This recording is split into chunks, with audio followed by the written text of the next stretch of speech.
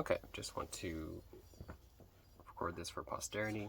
This is the shell guard for River Saber. It is so simple, but I add a little decoration here, which is brass steel, so it wouldn't deform too badly when it gets hit. But the rivets are actually brass, so not too good on that one. Don't look at that one.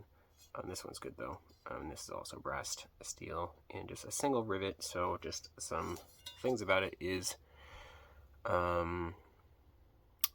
it is a pretty good fit. So you have to make sure that it's in there, like it actually snug in there. So your little shoulder of your tang in this should be really in there, like it should be fully seated in this when you do this.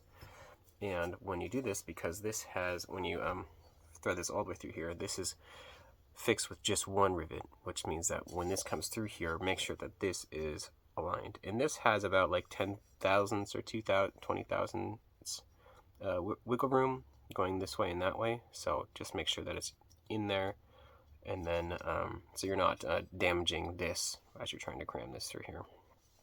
And this should be small enough that it can be leather wrapped, and it is a little finicky, but there's also, because there is a little bit of squish in this, so you can kind of move this like this a little bit, because it acts like a spring. You have about a 1/4 inch of compression on the threads, but you don't want to go all the way down on these threads.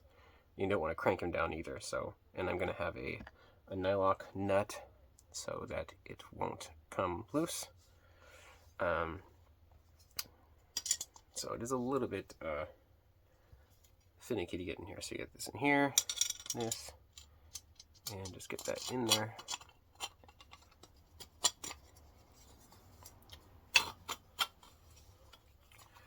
And if you can look in here, you can see the thread is coming out right there. So just make sure you're not trying to cram this in here without that thread being aligned correctly. And doing this by hand might be a little bit difficult. The way that I've been doing this is taking clamping this in the vise with your blade and just tapping this on with a a mallet or something, not a steel hammer, but like a mallet. You could probably do it by hand. Let's just try it. Okay, so that, the last 2 hits there, you could actually hear it. It kind of like dong dong, and it was fully seated. That's what you want.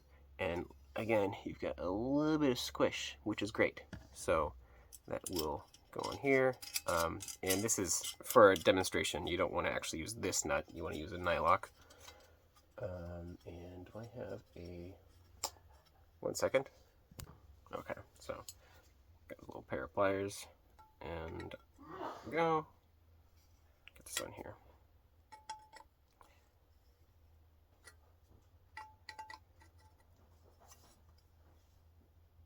Oh, that's pretty good. Nice and tight. Yeah, that is tight, and it feels good. This is no longer jutting out, so your hand feels good on here, on both sides and in the back. So this should be a very comfortable and functional saber with a little, just had to add a little extra.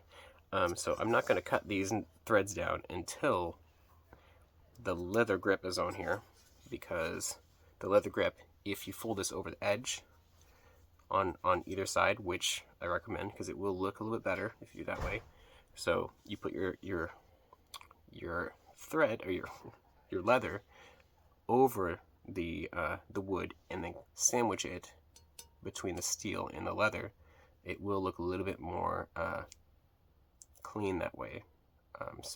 And that would mean that this has to come out a little bit, and that's why I have that little bit of spring in it. So when that happens and you get the leather on here, then I can chop this little thread down a little bit, so it'll be a little cleaner looking. And that is it. I kind of wish I had a saber too. Cool.